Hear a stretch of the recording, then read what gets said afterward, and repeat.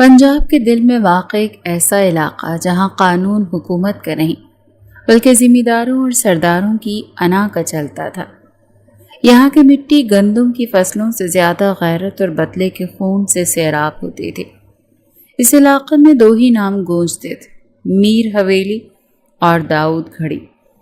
ان دونوں خاندانوں کی دشمنی 20 سال پرانی تھی۔ ایک معمولی نہری پانی اور زمین کے تنازع پر شروع ہونے والی بات اس حد تک پہنچ چکی تھی کہ دونوں طرف کے کئی کڑیل جوان قبرستان کے مٹی تلے سو چکے تھے۔ اب صورتحال یہ تھی کہ میر خاندان کا کوئی بندہ داؤد خاندان کی حدود میں نظر آتا تو بندوقیں خود بخود سیدھی ہو جاتی اور یہی حال دوسری طرف کا تھا۔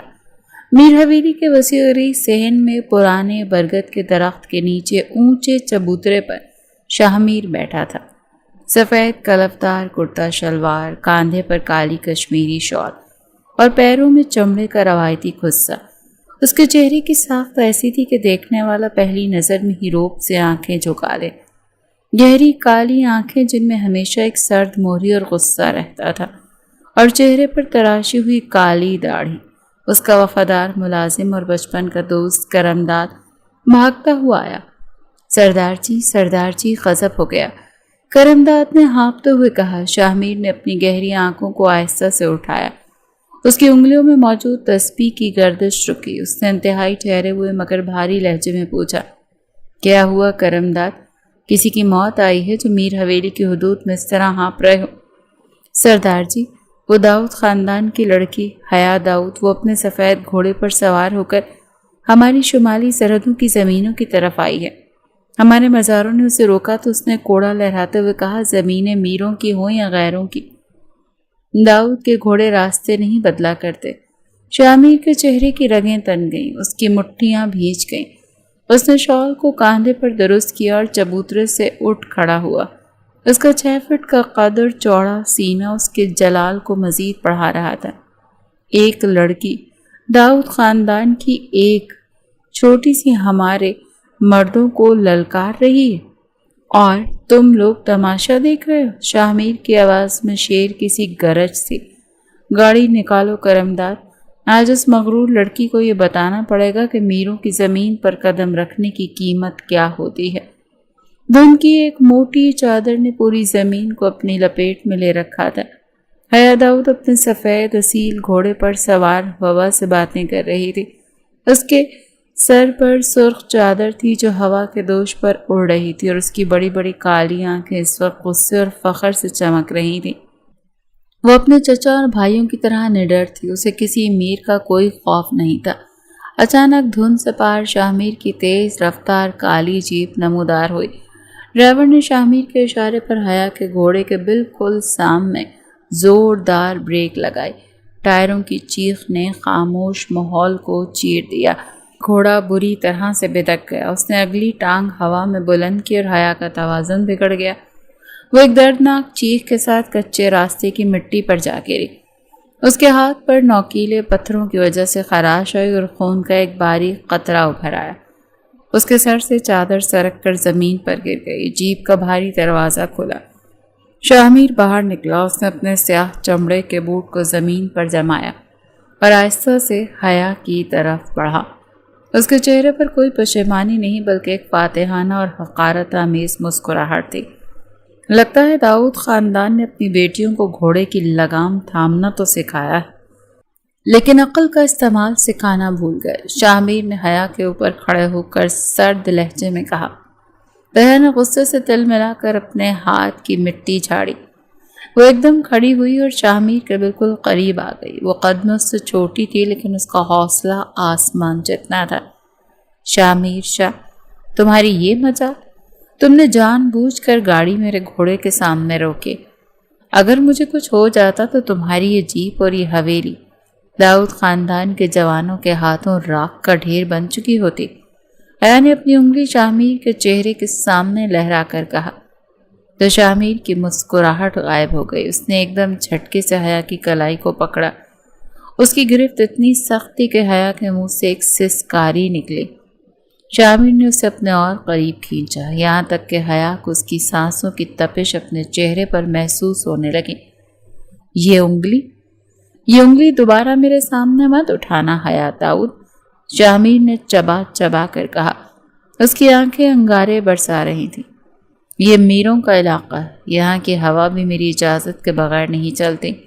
تم ایک لڑکی ہو اسی لیے چھوڑ رہا ہوں، ورنہ اگر تمہارا کوئی بھائی یہاں ہوتا تو اس کی لاش اب تک گدوں کی خوراک بن چکی ہوتی۔ حیا نے اپنی دوسری جیب میں ہاتھ ڈالا اور ایک چمکتا ہوا چھوٹا خنجر نکال کر سیدھا شامیر کی چھاتی پہ رکھ دیا۔ خنجر کی نوک اس کے کرتے کو چیر رہی تھی۔ چھوڑو میرا ہاتھ، ورنہ میں یہ بھول جاؤں گی کہ تم میر خاندان کے سردار ہو۔ یہ خنجر تمہارا دل چیرنے میں ایک سیکنڈ بھی نہیں لگائے گا۔ ہم داؤد، موت کا خوف ہم اپنی ماں کے دودھ کے ساتھ پی کر ختم کر دیتے ہیں۔ حیا نے اپنی کالی جھیل جیسی آنکھوں کو اس کی آنکھوں میں گاڑ کر کہا۔ شامیر نے حیا کے چہرے کو دیکھا۔ اس کے چہرے پر اس وقت کوئی خوف نہیں تھا، صرف ایک جنونی انا اور ضدی پن تھا۔ کچھ پل کے لیے شامیر اس لڑکی کی بے خوفی پر حیران ہوا، لیکن پھر اس نے ایک جھٹکے سے اس کا ہاتھ دور کیا، جس سے خنجر زمین پر گر گیا۔ جاؤ، چلی جاؤ یہاں سے، اس سے پہلے کہ میں میروں کے 20 سالہ روایت کو توڑ کر کسی عورت پر ہاتھ اٹھا لوں۔ لیکن یاد رکھنا لڑکی، یہ ملاقات ادھوری ہے۔ حساب بہت جلد پورا ہوگا، اور ایسا ہوگا کہ تمہاری آنے والی نسلیں بھی یاد رکھیں گی۔ شامیر نے مڑ کر جیپ کی طرف ہاتھ بڑھائے تھے۔ حیا نے زمین سے اپنا خنجر اٹھایا، اپنے گھوڑے پر سوار ہوئی اور شامیر کی طرف دیکھ کر بولی، میں تمہارے حساب کا انتظار کروں گی شامیر۔ دیکھتی ہوں میروں کے خون میں کتنا ابال ہے۔ وہ اپنے گھوڑے کو دوڑا کر دھند میں غائب ہو گئی، لیکن دونوں کے دلوں میں ایک دوسرے کے لیے نفرت کی ایک ایسی آگ سلگ چکی تھی جو پورے علاقے کو اپنی لپیٹ میں لینے والی تھی۔ جب حیا واپس حویلی پہنچی تو اس کے ہاتھ پر پٹی بندی دیکھ اس کے بڑے بھائی شمشیر داؤد کا غصہ 7ویں آسمان پر پہنچ گیا۔ حیا نے سب کچھ سچ سچ بتا دیا کہ کس طرح شامیر نے اسے گرایا اور اسے دھمکی دی۔ شامیر کی یہ مجاق! اس نے میر حویلی کی انا کو اتنا بڑا سمجھ لیا کہ ہماری بہن پر ہاتھ ڈالا۔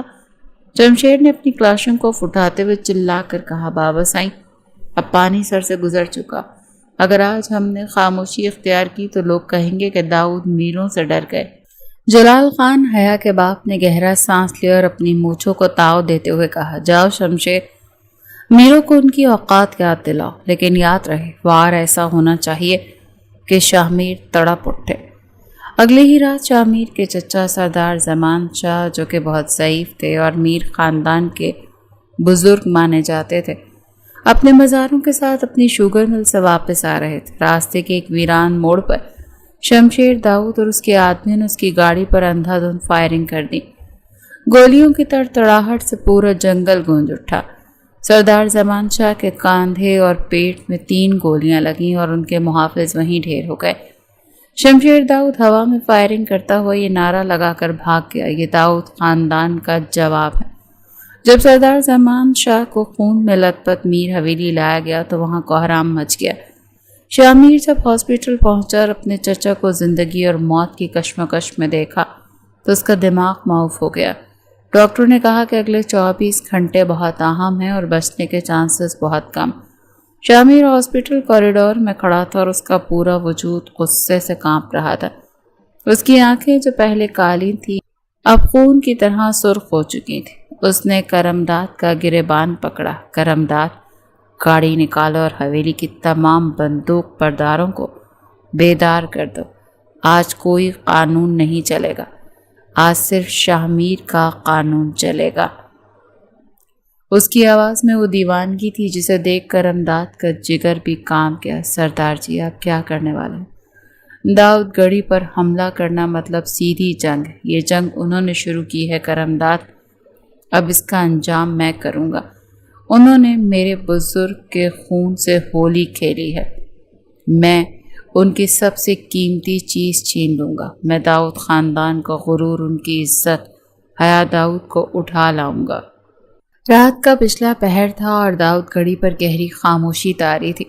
حیا اپنے کمرے کی بالکنی میں کھڑی ٹھنڈی ہوا کے جھونکوں میں شامیر کے چہرے کو یاد کر رہی تھی، جس کی آنکھوں میں اس کے لیے صرف اور صرف زہر بھرا تھا۔ اسے اپنے بھائی کی کارروائی پر فخر تھا، لیکن دل کے کسی کونے میں ایک عجیب سا خوف بھی سر اٹھا رہا تھا۔ وہ جانتی تھی کہ شاہ شاہ اس قسم کا انسان نہیں تھا جو چپ بیٹھ جائے۔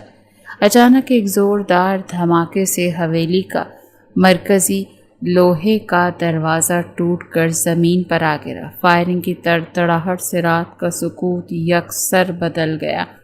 شاہ شاہ آیا، باہر نکلو۔ جلال خان، کرم بات کی آواز لاؤڈ سپیکر پر گونجی۔ حیا کا دل تیزی سے دھڑکا۔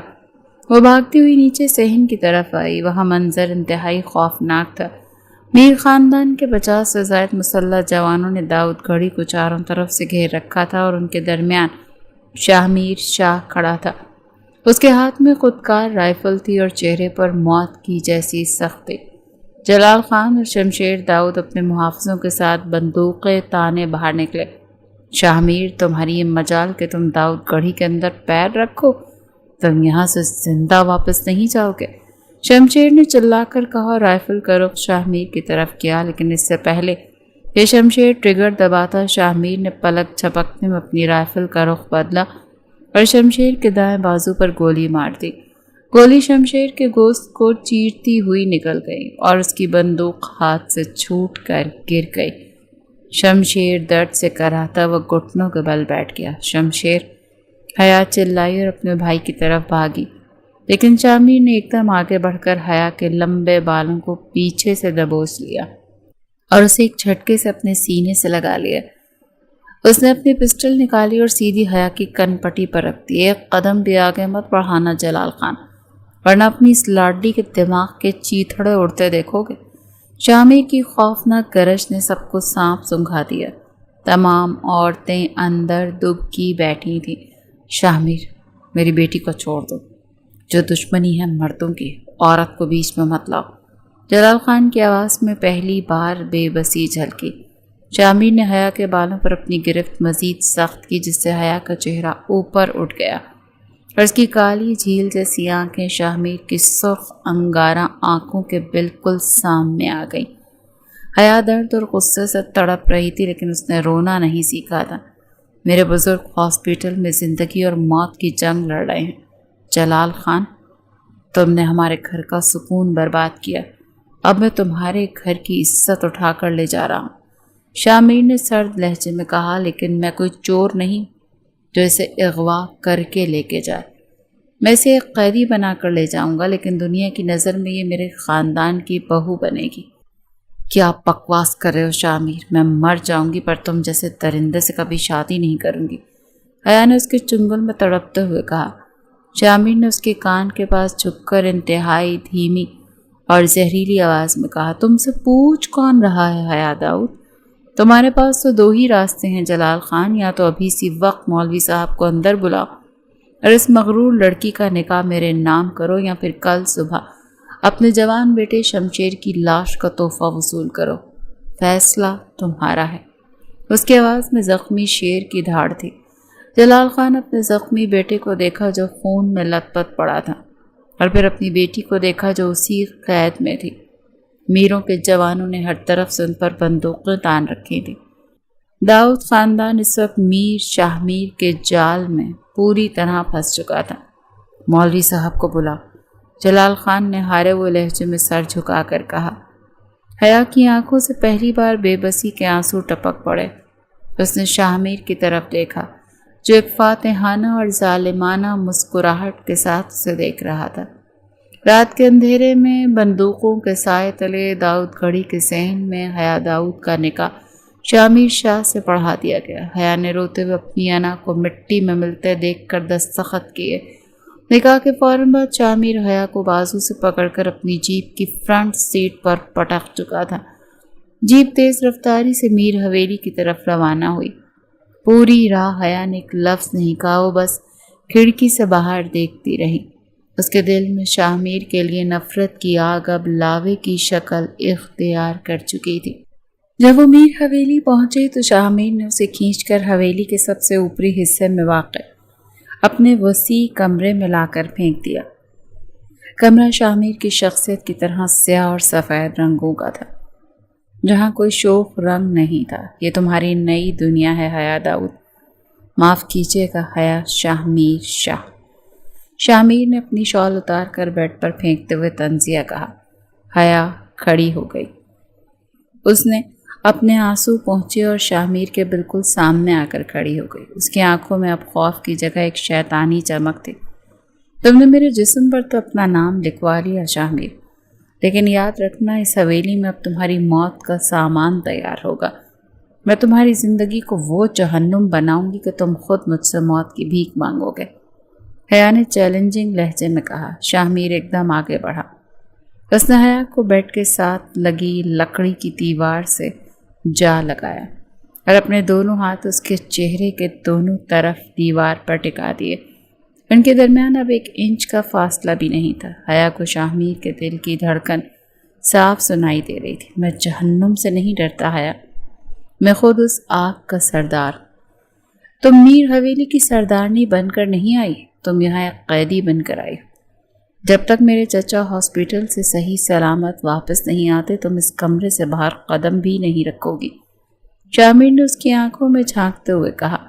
اس کی نظریں کچھ پل کے لیے حیا کے سرخ کانپتے ہوئے لبوں پر ٹک گئیں، جہاں ایک عجیب سا تناؤ تھا۔ حیا نے اس کے سینے پر اپنے دونوں ہاتھ رکھ کر اسے پیچھے دھکیلنے کی کوشش کی۔ دور ہٹو مجھ سے، مجھے تم سے گھن آتی ہے، شامیر نے اس کی دونوں کلاہیاں پکڑ کر اس کے سر کے اوپر دیوار سے لگا دیں اور اس کے چہرے کے اوپر قریب ہو گیا۔ اس بار اس کے لہجے میں غصہ نہیں بلکہ ایک عجیب سی دیوانگی اور خمار تھا۔ گھن آتی تو پھر اس گھن کے ساتھ جینے کی عادت ڈال لو بیگم صاحبہ، کیونکہ اب شامیر شاہ تمہاری زندگی کا وہ سچ ہے جسے تم چاہ کر بھی نہیں بدل سکتی۔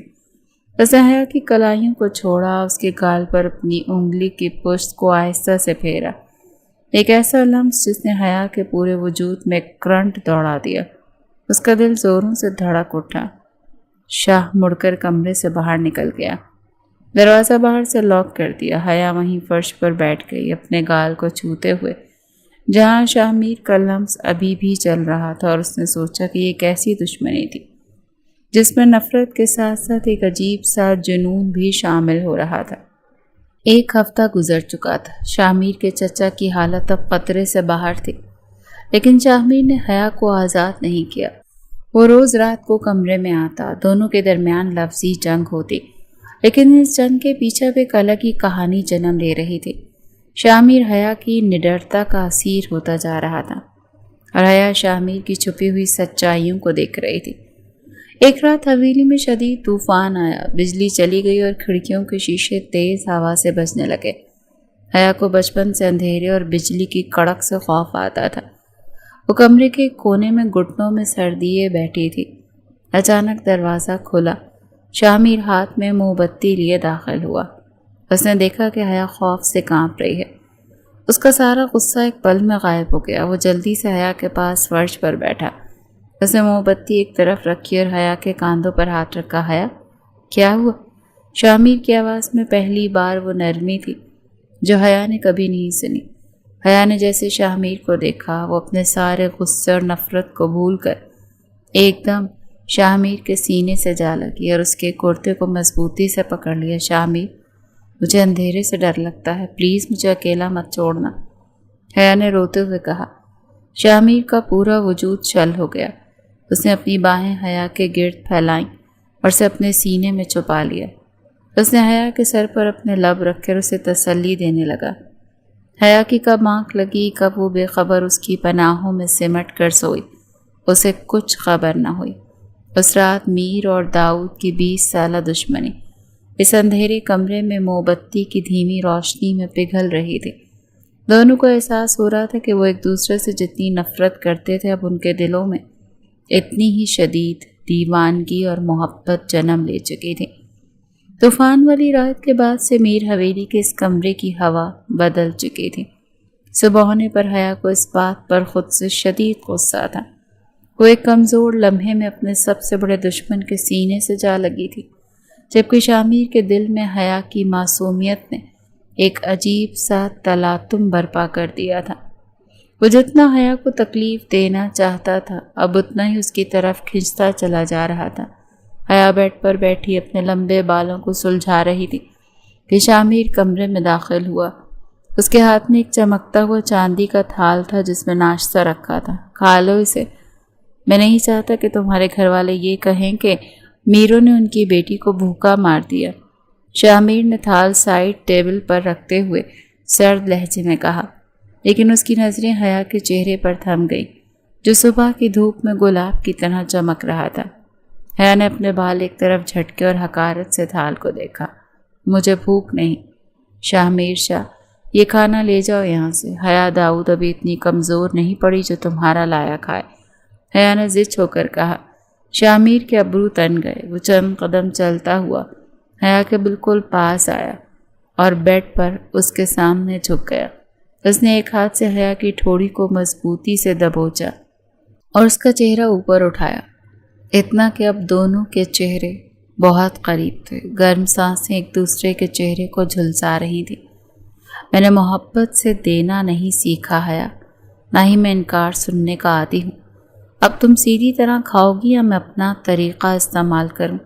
شاہ میر نے اپنی گہری بھوری آنکھوں کو حیا کے لبوں پر جماتے ہوئے کہا. تم صرف زبردستی کرنا جانتے ہو. دباؤ میرا گلا، مار دو مجھے، لیکن میں نہیں کھاؤں گی. حیا نے ضدی پن سے اس کی آنکھوں میں دیکھا. شاہ میر کی آنکھوں میں ایک شرارتی اور جنونی چمک ابھری. زبردستی؟ چلو پھر تمہیں دکھاتا ہوں کہ شاہ میر کی زبردستی کیسی ہوتی ہے. اس نے ٹھوڑی سے ہاتھ اٹھایا، تھال سے ایک سیب کا ٹکڑا اٹھایا اور خود اپنے دانتوں میں دبا لیا. اس سے پہلے کہ حیا کچھ سمجھ پاتی، شاہ میر نے جھک کر اپنے لب حیا کے ہونٹوں پہ رکھ دیے اور وہ ٹکڑا اس کے منہ میں منتقل کرنے لگا. حیا کی آنکھیں حیرت اور شدت سے پھیل گئیں. اس کے پورے وجود میں جیسے آگ لگ گئی. شاہ میر کے لبوں کا گرم لمس اس کے اپنے لبوں پر اتنی شدت سے جمع تھا کہ اس کا سانس رکنے لگا. حیا نے اس کے شانے پر ہاتھ رکھ کر اسے پیچھے دھکیلنا چاہا، لیکن شاہ میر کا چوڑا سینہ ایک چٹان کی طرح تھا جو اسے اپنے حصار میں لیے ہوئے تھا. کچھ سیکنڈز کی اس دیوانگی کے بعد شاہ میر آہستہ سے پیچھے ہٹا. اس کے لبوں پر ایک فاتحانہ اور گہرا خمار تھا، جبکہ حیا کا چہرہ شرم اور غصے سے سرخ ہو چکا تھا اور وہ بری طرح سے ہانپ رہی تھی. اگلی بار انکار کیا تو سزا اس سے بھی زیادہ شدید ہوگی.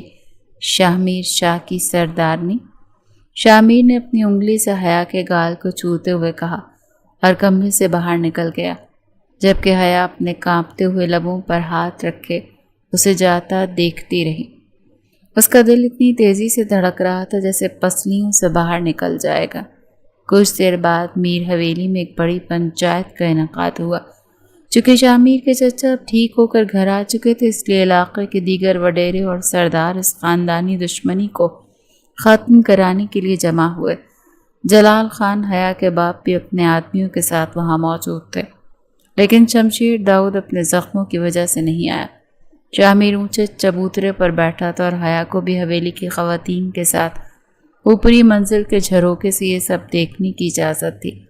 پنچایت کے دوران ایک اور قریبی گاؤں کے نوجوان سردار زریاب خان نے، جو حیا کو بچپن سے پسند کرتا تھا اور اس سے شادی کا خواہش مند تھا، شاہ میر کو مخاطب کیا. سردار شاہ میر شاہ، تم نے بندوق کے زور پر داؤد خان کی بیٹی سے نکاح تو کر لیا، لیکن یاد رکھو زبردستی کے رشتے دلوں کو نہیں جوڑتے.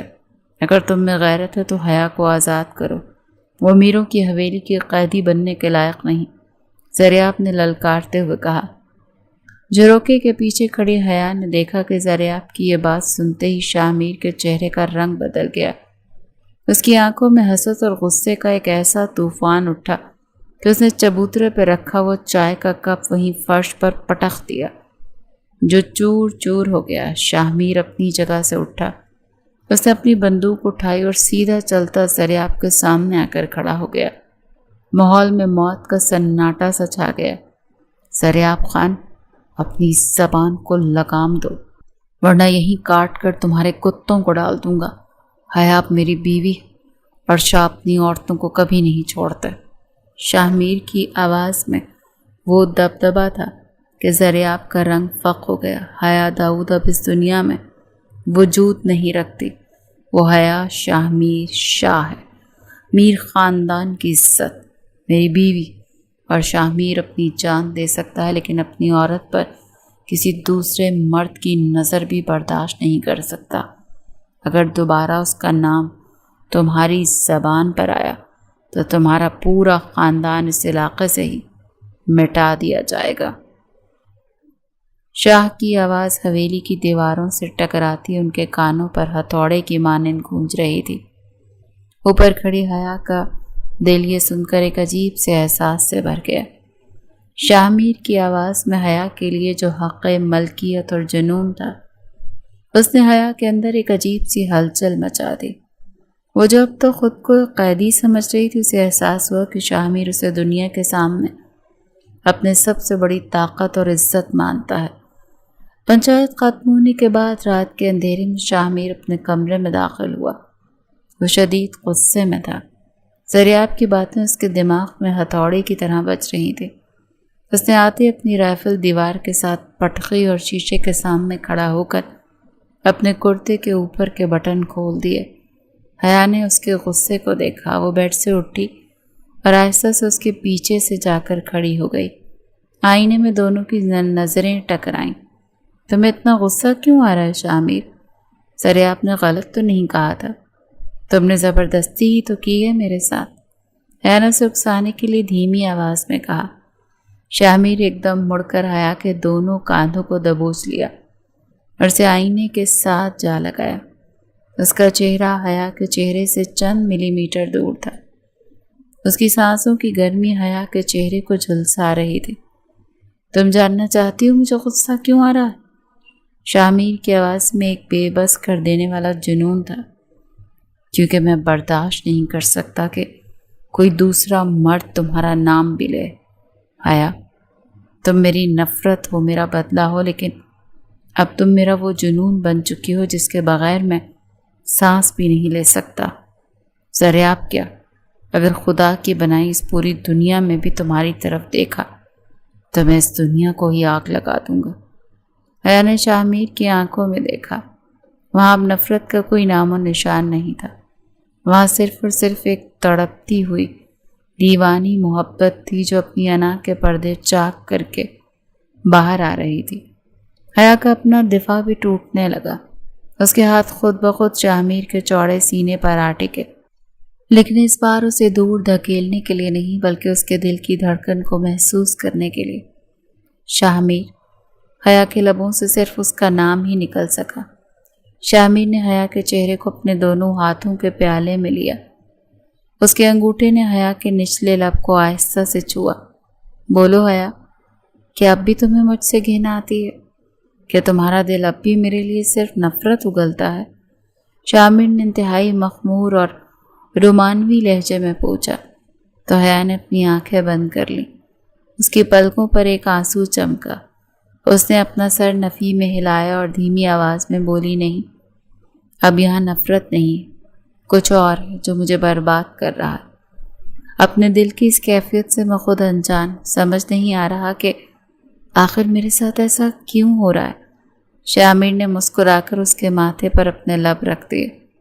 ایک طویل اور گہرا لمس جو ان دونوں کے درمیان کی تمام خاندانی دیواروں کو ہمیشہ کے لیے گرا رہا تھا۔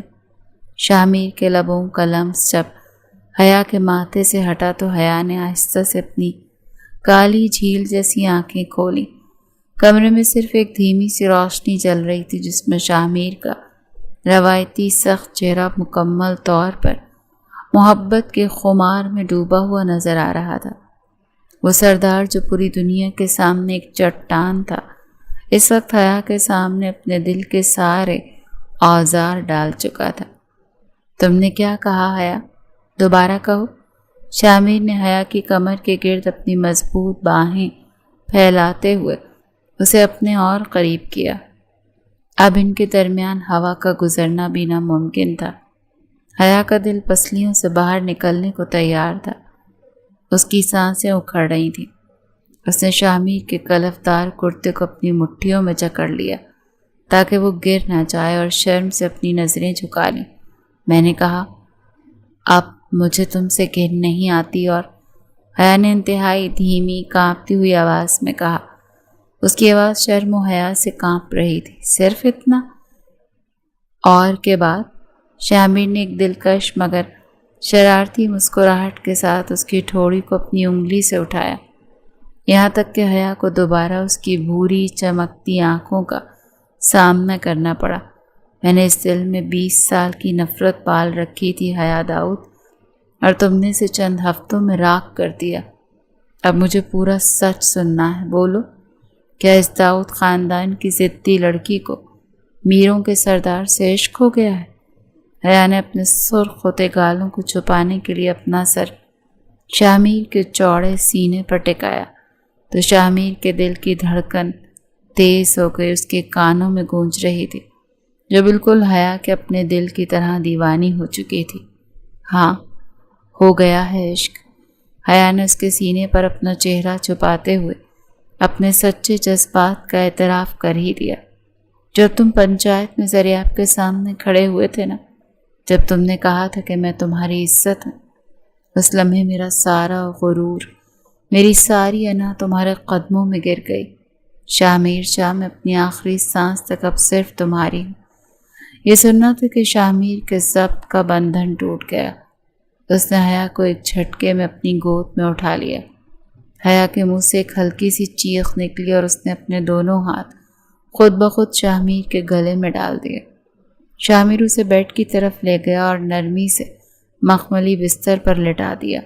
وہ خود اس کے اوپر جھکا، اپنے دونوں ہاتھ اس کے چہرے کے دونوں طرف ٹکا دیے۔ حیا کے کالے ریشمی بال بستر پر بکھر چکے تھے اور اس کا حسن اس وقت رات کی چاندنی میں اندھے کو بھی دیوانہ کر رہا تھا۔ شامیر نے حیا کے چہرے پر بکھری ایک لٹ کو آہستہ سے اپنی انگلی سے ہٹایا اور اس کے کان کے پاس جھک کر سرگوشی کی۔ آج کے بعد کوئی دشمنی، کوئی خاندان ہمارے بیچ نہیں آئے گا۔ تم میر حویلی کی باندھی نہیں، اس دل کی اور اس پوری حویلی کی واحد ملکہ ہو۔ شامیر نے جھک کر اپنے تپتے ہوئے لب حیا کے گال پر رکھ دیے، پھر اس کی گردن پر، جہاں حیا کی شہرگ میر کے لمس کی شدت سے بری طرح دھڑک رہی تھی۔ حیا نے اپنی آنکھیں سختی سے بند کر لیں اور شامیر کے بالوں میں اپنی انگلیاں پھنسا دیں۔ اس رات میر حویلی کے اس بند کمرے میں 20 سال پرانی عداوت کی آگ مکمل طور پر بجھ چکی تھی اور اس کی جگہ تپتے ہوئے جنونی عشق کی ایک نئی آگ نے لے لی تھی، جس کا فی الحال کوئی انجام نہیں تھا۔ اگلی چند صبح میر حویلی کے لیے بالکل نئی تھی۔ حیا اب صرف کمرے تک محدود نہیں تھی۔ شامیر اسے خود ہاتھ پکڑ کر نیچے لایا۔ حویلی کے مزارے اور ملازم حیران تھے کہ جو سردارنی چند دن پہلے قیدی بن کر آئی تھی، آج سردار جی خود اس کے آگے پیچھے گھوم رہے تھے۔ ایک دوپہر حیا حویلی کے کچن میں شامیر کے لیے اس کی پسند کا گڑ والا حلوہ بنا رہی تھی، جو زرد رنگ کے سوٹ میں ملبوس تھی۔ اس کے ہاتھوں میں بجتی ہری چوڑیاں کچن کے ماحول کو رومانوی بنا رہی تھیں۔ شامیر جو ابھی باہر زمینوں کا چکر لگا کر واپس آیا تھا، سیدھا کچن میں داخل ہوا۔ اس نے اپنے چہرے سے رومال ہٹایا اور کچن کا دروازہ اندر سے بند کر دیا۔ حیا نے مڑ کر دیکھا اور مسکرائی۔ سردار جی، آپ کچن میں؟ کوئی دیکھ لے گا تو کیا کہے گا؟ شامیر نے اپنے جوتے کی پرواہ کیے بغیر آگے بڑھا اور حیا کو پیچھے سے اپنی باہوں کے حصار میں لے لیا۔ اس نے اپنی ٹھوڑی حیا کے کاندھے پر ٹکائی اور کڑھائی میں بنتے حلوے کو دیکھا۔ کہنے تو جسے جو کہنا ہے، شامیر شاہ تو اب صرف اپنی بیوی کی سنتا ہے۔ اس نے حیا کے گال پر ایک ہلکا سا بوسہ دیتے ہوئے کہا، بہت پیاری خوشبو آ رہی ہے مٹھو، حلوے کی یا میری؟ حیا نے شرارت سے پوچھا۔ دونوں کی، لیکن تمہاری خوشبو تو مجھے پاگل کر دیتی ہے۔ شامیر نے اسے اپنی طرف موڑا اور اس کے ہاتھ سے چمچ لے کر ایک طرف رکھا۔ اس نے حیا کی کمر پر ہاتھ رکھ کر اسے کچن کی سلیب سے لگا دیا۔ زمینوں پر پورا وقت میرا دل صرف تمہارے پاس تھا حیا، مجھے لگتا ہے میں اب تمہارا غلام بن چکا ہوں۔ حیا نے ہنستے ہوئے اس کی داڑھی کو چھوا۔ تو پھر اپنی اس غلامی کا ثبوت دیجیے، حکم کرو سردارنی۔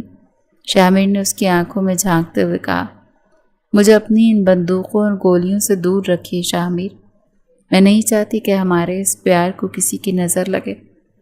مجھے ڈر لگتا ہے ہماری یہ خوشی عارضی نہ ہو۔ حیا کے چہرے پر اچانک تھوڑی سی فکر ابھری۔ شامیر نے حیا کو دونوں ہاتھوں کو چوما۔ تمہاری حفاظت میرا فرض ہے حیا، جب تک شامیر زندہ ہے کوئی طاقت تمہیں مجھ سے نہیں چھین سکتی۔ لیکن وہ دونوں اس بات سے بالکل بے خبر تھے کہ حویلی کے باہر داؤد گڑھی میں حیا کے بھائی شمشیر داؤد کے دل میں بدلے کا لاوا اب ابلنے کے آخری مرحلے پر پہنچ چکا تھا۔ شمشیر کو اپنے مخبروں سے پتہ چل گیا کہ حیا اب شامیر کے رنگ میں رنگی جا چکی ہے، اور یہ بات داؤد خاندان کی غیرت پر سب سے بڑا داغ تھا۔ شامیر کے عشق نے حیا کے گرد تحفظ کا ایک ایسا حصار باندھ دیا کہ وہ دنیا کے تمام دکھ بھول چکی تھی، مگر میر حویلی سے چند میل دور داؤد گڑھی میں غیرت اور انتقام کی ایک ہولناک کھچڑی پک رہی تھی۔ شمشیر داؤد، جس کا بازو اب بھی شامیر کی ماری ہوئی گولی کی وجہ سے پٹی میں جکڑا ہوا تھا، حویلی کے خفیہ تہہ خانے میں اپنے چند خاص آدمیوں کے ساتھ بیٹھا تھا۔ اس کے سامنے میر حویلی کا ایک پرانا اور لالچی ملازم رحمو سر جھکائے کھڑا تھا۔ شمشیر نے نوٹوں سے بھرا ایک بھاری تھیلا میز پر پٹکا۔ یہ تمہارا انعام رحمو، لیکن کام میں کوئی غلطی نہیں ہونی چاہیے۔ اگر شامیر شاہ کل کے سورج کی روشنی دیکھ گیا تو یاد رکھنا تمہاری لاش کے ٹکڑے بھی کسی کو نہیں ملیں گے۔ شمشیر نے چبا چبا کر کہا تو اس کی آنکھیں وحشیانہ پن سے چمک رہی تھیں۔ رحمو نے کانپتے ہاتھوں سے تھیلا اٹھایا اور بولا، سردار سائیں آپ بے فکر رہیں، کل سردار شاہ میر نے اپنی نئی گاڑی میں دور دراز کی زمینوں کا معائنہ کرنے جانا ہے۔ میں نے شام کو ہی اس گاڑی کے بریک کے پائپ کاٹ دیے ہیں۔ وہ پہاڑی راستے کے اندھے موڑ پر گاڑی پر قابو نہیں پا سکے گا اور سیدھا 1000 فٹ گہری کھائی میں جا گرے گا۔ کسی کو شک بھی نہیں ہوگا کہ یہ کوئی قتل ہے۔ شمشیر نے قہقہ لگایا، بہت اچھے شامیر شاہ، تم نے میری بہن کو چھین کر سوچا کہ تم جیت گئے۔ کل تمہاری موت کی خبر میر حویلی میں صف ماتم بچھائے گی اور داؤد خان کی غیرت کا داغ دھل جائے گا۔ اگلی صبح دھند ابھی پوری طرح چھٹی نہیں تھی کہ شامیر تیار ہو کر کمرے کے آئینے کے سامنے کھڑا اپنی کالی شال درست کر رہا تھا۔ حیا بیٹھ سے اٹھی اور اس نے سفید رنگ کا لباس پہن رکھا تھا۔ اس کے چہرے پر صبح کے وقت ایک عجیب سی اداسی اور بے چینی تھی۔ وہ آہستہ سے شامیر کے پیچھے آئی اور اسے اپنی باہوں کی چوڑی کمر کے گرد لپیٹ دیا۔ اپنا چہرہ اس کی پیٹھ پر ٹکا کر وہ گہرا سانس لینے لگی۔ شامیر مسکرایا۔ اس نے حیا کے ہاتھوں پر اپنے ہاتھ رکھے اور آئینے میں سے دیکھتے ہوئے بولا، کیا بات ہے سردارنی، ابھی تو سورج بھی پوری طرح نہیں نکلا اور تم اپنے اس غلام پر اتنی مہربان ہو رہی ہو۔ حیا نے اپنا چہرہ اٹھایا۔ اس کی آنکھوں میں ہلکی سی نمی تھی۔ شامیر، میرا دل بہت گھبرا رہا ہے، رات سے مجھے عجیب عجیب خواب آ رہے ہیں، پلیز آج آپ زمینوں پر مت جائیں، میرے پاس ہی رک جائیں۔ شامیر مڑا اور حیا کو اپنی آغوش میں لے لیا۔ اس نے حیا کے گالوں کو چومتے انتہائی پیار سے کہا، مٹھو، شامیر شاہ کوئی اکیلا مرد نہیں ہے، اس کے ساتھ اس کی زندگی کی دعا ہے، مجھے کچھ نہیں ہوگا، بس چند گھنٹوں کی بات ہے، میں شام تک واپس آ جاؤں گا۔ میر نے اس کی کمر میں ہاتھ ڈال کر اسے اپنے قریب تر کیا۔ نہیں شامیر، میرا دل نہیں مان رہا، حیا نے ضد کی۔ شامیر نے اس کے خوف کو دور کرنے کے لیے جھک کر اپنے لب حیا کے لبوں پہ رکھ دیے۔ یہ ایک طویل، گہرا اور یقین دلانے والا بوسہ تھا جس میں اس نے اپنا سارا پیار حیا کے وجود میں انڈیل دیا۔ حیا نے بھی اس کی شدت کا جواب دیا، جیسے وہ شامیر کو خود سے دور جانے ہی نہیں دینا چاہتے تھے۔ جب شامیر پیچھے ہٹا تو اس نے حیا کی پیشانی چومی۔ اب مسکراؤ حیا، تمہارا یہ اداس چہرہ دیکھ کر میں جا نہیں پاؤں گا۔ حیا نے زبردستی ایک مسکراہٹ اپنے چہرے پر سجائی۔ شامیر نے اپنی بندوق اٹھائی اور کمرے سے باہر نکل گیا۔ حیا بیلکنی میں آ کر کھڑی ہو گئی اور شامیر کی کالی گاڑی کو حویلی سے باہر جاتے ہوئے دیکھتی رہی جب تک کہ وہ دھند سے اوجھل نہیں ہو گئی۔ شامیر کے جانے کے 2 گھنٹے بعد حیا حویلی کے صحن میں ٹہل رہی تھی کہ اس کی نظر رحمو پر پڑی، جو چپکے سے حویلی کے پچھلے دروازے سے نکلنے کی کوشش کر رہا تھا اور اس کے ہاتھ میں ایک بڑا پائپ تھا۔ حیا کو اس کا انداز مشکوک لگا۔ وہ تیزی سے اس کے سامنے آئی۔ رحمو، اس وقت بیگ لے کر کہاں جا رہے ہو؟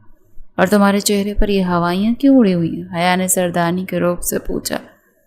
رحمو نے گھبرا کر بیگ پیچھے چھپانے کی کوشش کی۔ کچھ نہیں چھوٹی سردارنی، بس وہ میرے گاؤں میں کوئی بیمار ہے، وہیں جا رہا ہوں۔ حیا کو یقین نہیں ہوا، اس نے ایک جھٹکے سے اس کا بیگ چھین لیا۔ زپ کھولی تو اندر نوٹوں کے بنڈل دیکھ حیا کے ہوش اڑ گئے۔ ان نوٹوں کے اوپر داؤد خاندان کی مخصوص مہر والا ربڑ بینڈ لگا ہوا تھا۔ حیا نے رحمو کو گریبان پکڑ لیا اور اس کے چہرے پر ایک زوردار تمانچہ مارا۔ سچ بولو رحمو، یہ میرے خاندان کے پیسے تمہارے پاس کہاں سے آئے؟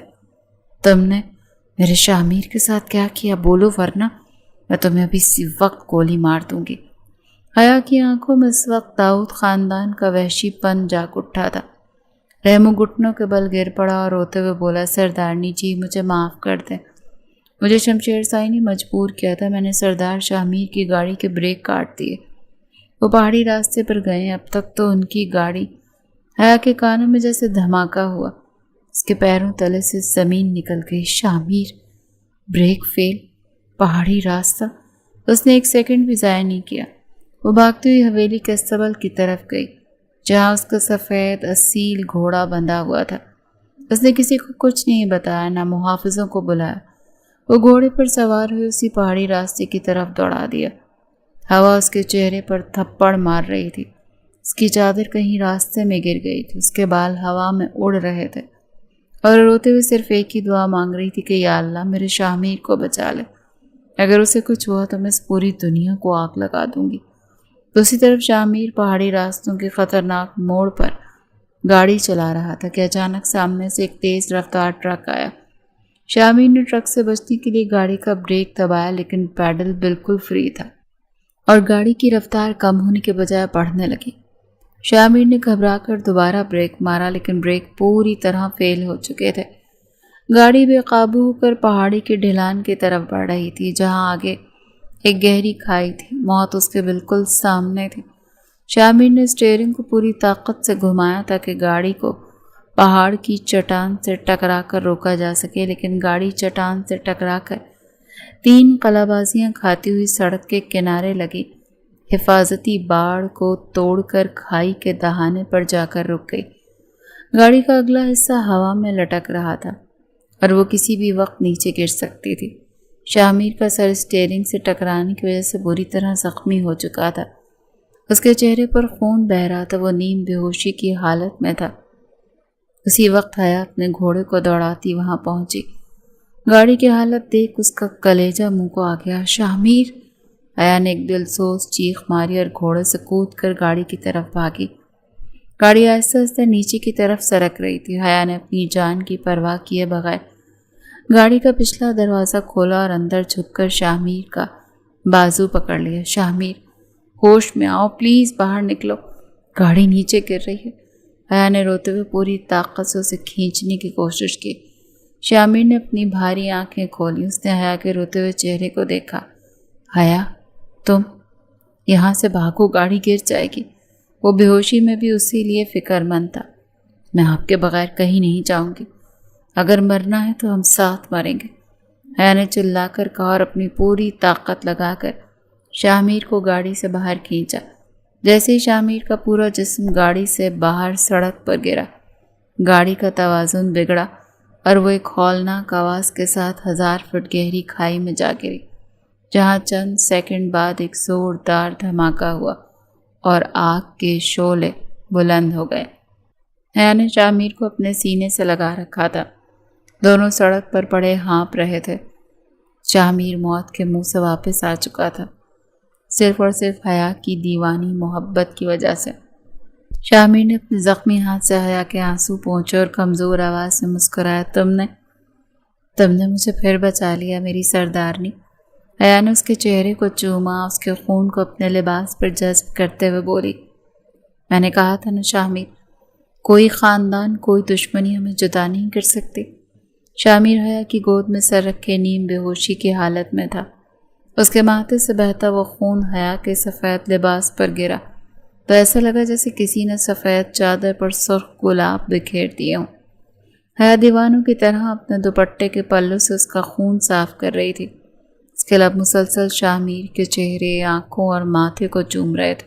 شاہ میر، آنکھیں کھولو پلیز، میری طرف دیکھو، دیکھو تمہاری حیا تمہارے پاس ہے۔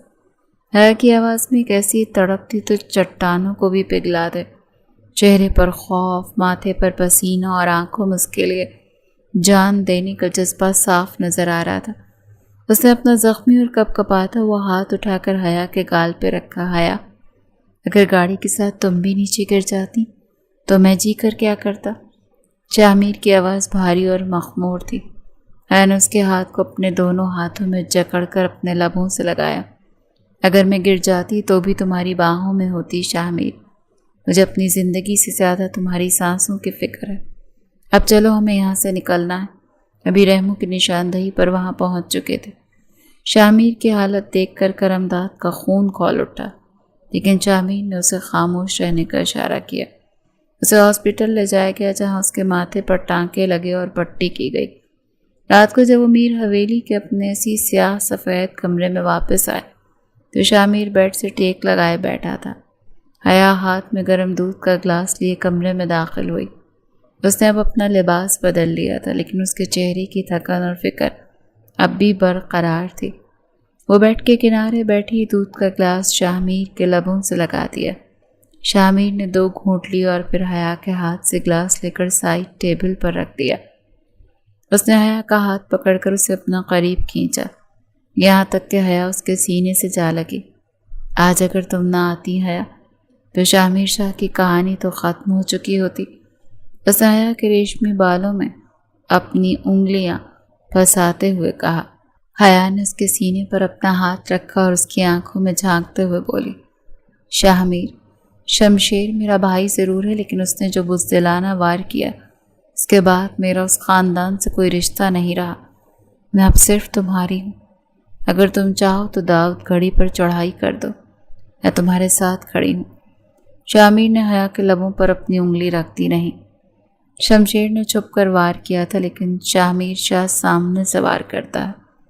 میں داؤد گڑھی پر گولی چلانے نہیں جاؤں گا حیا۔ میں وہاں کچھ ایسا کرنے جاؤں گا جو شمشیر داؤد کو جیتے جی مار دے گا۔ شاہ میر کے پراسرار لہجے پر حیا سوالیہ نظروں سے اسے دیکھنے لگی۔ اگلی صبح داؤد گڑھی کی حویلی میں شمشیر داؤد اپنے چہرے پر ایک خبیثانہ مسکراہٹ سجائے اپنے باپ جلال خان کے سامنے بیٹھا ناشتہ کر رہا تھا۔ وہ انتظار کر رہا تھا کہ کسی بھی وقت میر حویلی سے شاہ میر کی موت کی خبر آئے گی۔ اچانک حویلی کے باہر گاڑیوں کے ہارن اور بریکوں کی آواز گونجی۔ جلال خان نے چونک کر دیکھا۔ حویلی کا ملازم بھاگتا ہوا اندر آیا۔ سردار سائیں، شاہ میر شاہ آیا ہے، اس کے ساتھ چھوٹی بی بی حیا بھی ہیں۔ کیا؟ شمشیر اپنی جگہ سے جھٹکے سے اٹھا، اس کا چہرہ خوف اور حیرت سے سفید ہو گیا۔ یہ کیسے ہو سکتا ہے؟ وہ تو کھائی میں۔ اس سے پہلے کہ شمشیر اپنی بات پوری کرتا شاہ میر شاہ حویلی کے ہال میں داخل ہو چکا۔ اس کے ماتھے پر سفید پٹی بندھی تھی، کاندھے پر کالی شال تھی اور اس کا ہاتھ حیا کے ہاتھ میں تھا، جس کی گرفت اتنی مضبوط تھی جیسے وہ پوری دنیا کو دکھا رہا ہو کہ یہ عورت صرف اس کی ہے۔ اس کے پیچھے کرمداد 2 مزاروں کو گھسیٹتے ہوئے اندر لایا، جن میں سے ایک رحمو تھا اور دوسرا داؤد خاندان کا وہ بندہ تھا جس نے رحمو کو پیسے دیے تھے۔ جلال خان نے غصے سے شاہ میر کو دیکھا۔ شاہ میر، یہ کیا بدتمیزی ہے؟ تم ہمارے گھر میں اس طرح بغیر اجازت کیوں گھسے؟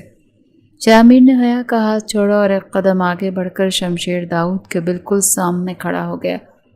اس کی آنکھوں میں متبسم حقارت تھی۔ بدتمیزی تو تمہارے اس بزدل بیٹے نے کی ہے جلال خان۔ شاہ میر کی آواز ہال میں ہتھوڑے کی طرح سے بجی۔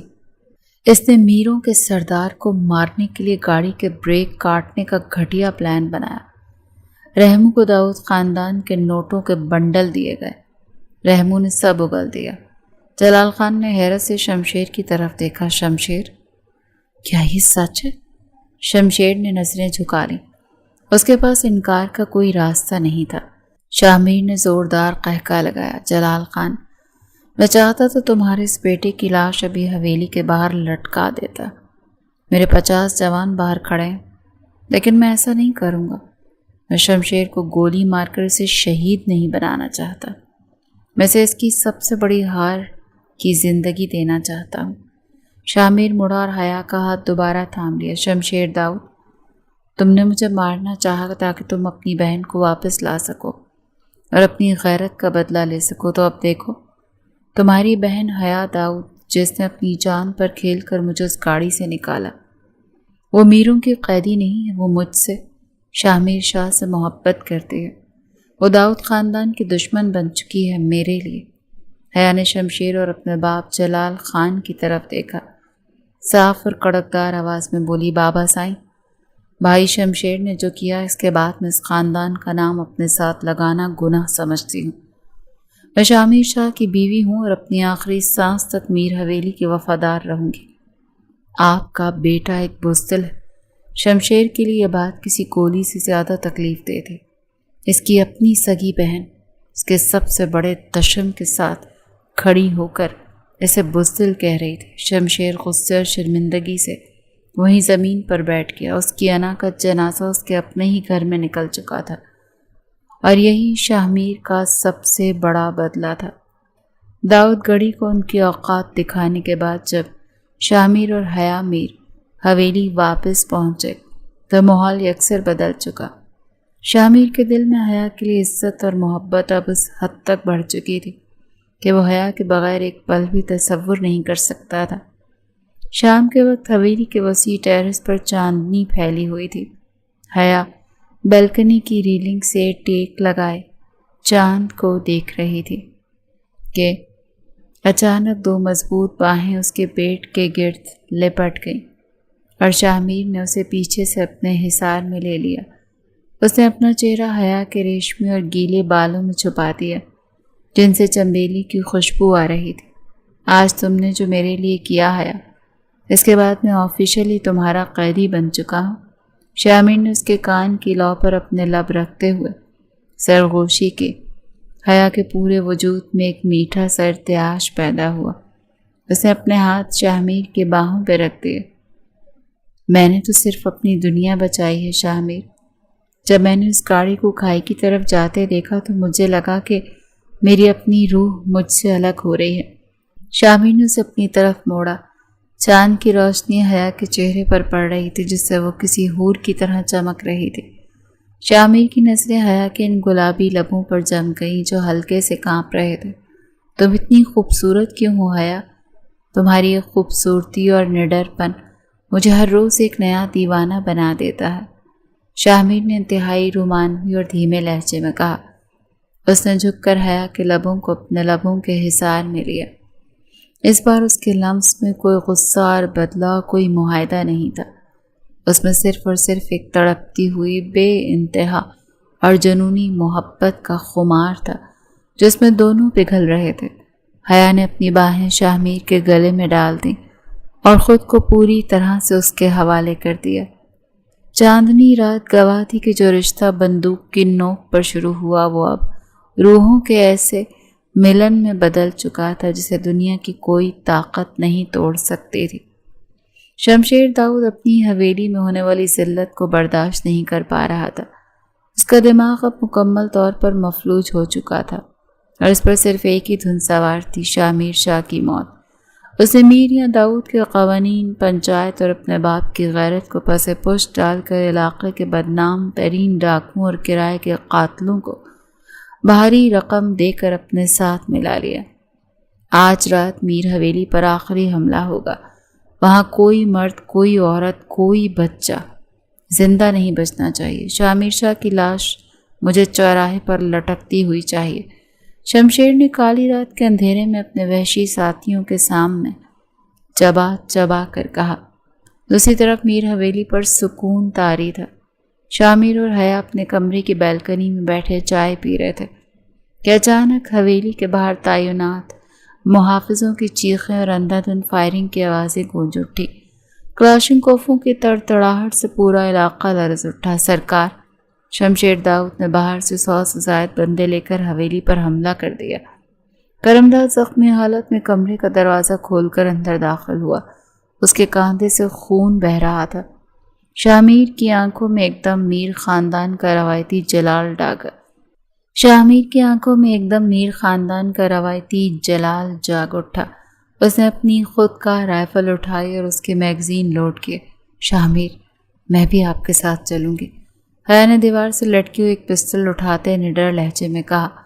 اس کی آنکھوں میں وہ اپنے بھائی کے لیے کوئی نرمی نہیں تھی۔ شامیر نے حیا کا چہرہ اپنے ہاتھوں میں لیا اور اس کے ماتھے پر ایک گہرا بوسہ دیا۔ میری سردارنی، تم حویلی کے اندر کا محاذ سنبھالو، باہر شمشیر کا حساب میں خود برابر کروں گا۔ حویلی کا صحن گولیوں کی تڑتڑاہٹ کے بارود کی دھوئیں اور چیخوں سے جہنم کا منظر پیش کر رہا تھا۔ شامیر اور کرم داد نے پوزیشن سنبھال کر شمشیر کے آدمیوں پر جوابی وار شروع کیا۔ شامیر کی ایک ایک گولی دشمنوں کو مٹی چاٹنے پر مجبور کر رہی تھی۔ اسی دوران شمشیر داؤد حویلی کا پچھلا دروازہ توڑ کر چند آدمیوں کے ساتھ اندر داخل ہونے میں کامیاب ہو گیا۔ اس کا سامنا سیدھا حیا سے ہوا۔ حیا، ہٹ جاؤ میرے راستے سے، میں شامیر کا خون پینے آیا۔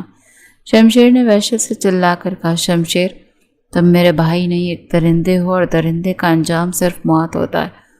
حیا نے بغیر ہچکچائے پسٹل کا رخ شمشیر کی طرف کر دیا۔